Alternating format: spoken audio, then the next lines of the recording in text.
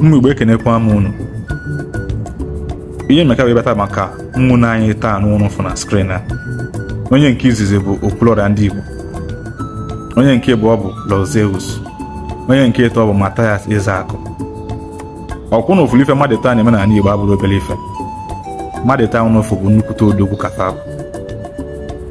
Mmadụ taa ụnụfụ na life ndị mmadụ echenjibe n'akafa. Life of, let's say, can that be to us? 10,000 lives have been changed through these people no forever. Ihe mmadụ taa na-eme na Igbo ọ bụrụ small thing. Mgbe other people na-use their platform na-agbasa ka na-achọ ndị fana aka ọnụ, na-achọ ndị fana drag, na-achọ ndị fana akpa oyi na social media, mmadụ taa n'ụfụ dị busy na-agali na street na-echeki their DM, na-achọ ndị na-aya ọya, na-achọ ndị na-enwere onye enyemaka ka fadupụta fa na their platform ka enyelufe aka. Ihe abịa na-akpọ humanitarian service. Ọ dịrị izi. Even if some of our governors na-emenwuru otu dị na Igbo, mmadụ taa na-emege ya. I kwesịrị na-eme mmadụ taa appreciate, and more people to start emulating them. Enwecha ndị nwecha platform dịcha more than big kalia one fasting go nuka follow ndị nke anwe. Mana ihe fa na-anụ na social media bụ na-agbasaga, na-achọ ndị na-akọ ọnụ, na-akọ asịrị ka ụmụ nwaanyị na-ele magi na ose n'afịa. Ma mmadụ taa nụ dị busy na-echange life of ndị mmadụ. Ebe na Igbo today, a lot of people na-ata ahụfụ. A lot of people na-ata ahụfụ. How I wish na ga-enwe more people ga na-eme ụdịka ihe mmadụ taa nụ na-eme, mana ụmụ mgbe ga-abịa, ụmụ mgbe ga-elu 10 years from now. Ọ bụ na more people mebe ụdịka ihe mmadụ taa na-eme, trust me, amanwezi ndị na-aya ayọ na street na Igbo, amanwezi ndị na-ata ahụfụ na Igbo anya. Mana many people na-apụta onye nke mepe platform once flow wee bugolo ibu na obido kọba ọnụ, bido kọchaba ndị mmadụ, drag ba ndị mmadụ.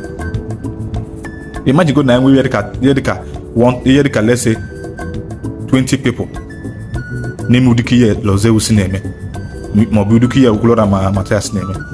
Imagine go na enwe 20 people n'ime ka fasi eme na Igbo anya. Eme na Igbo ga-change overnight. Eme na afụfụ ga-ebe. Eme na many people if today na ayọgasa ayọ na street na ije na Igbo eme afụzi ya. Ịna maro. Enwecha a lot of our people today not outside country jiche ego na-achọ ndị fa ga-help, but because of na fa nọrọ on ground, fa na-esi through these people, through Lord Zeus, Okwuluora ma Mathias, we na help those people. So imagine go na create your own, you use your own platform when emu dịka ya mmadụ taa na-eme. Ịma na many life will be changed. Ụna maro ụnụ abụ nọlụ ụnụ na-akọsọ nsọ ọnụ, na-achọ ndị na drag.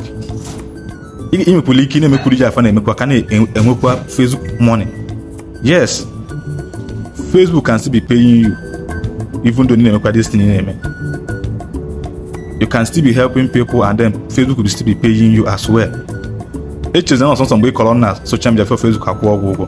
Ifugo, ị ga-use your platform na-eme ihe dị mma. Ọ bụrụ oge nọ na-akọsọ nsọ ọnụ na-etoto nwụ na social media. And the funny thing na ọnụ na-akụ na-eche n'ọsọ nsọ ndị Igbo bi na-anụ asụsụ Igbo. A lot of people from other states na from other tribe na-anụcha asụsụ Igbo anya bụ na ihe anụ na-eme nwu na social media fa na-anụsị ya, and fa na-ebute dosi na-akọsalụ ụmụnne fa.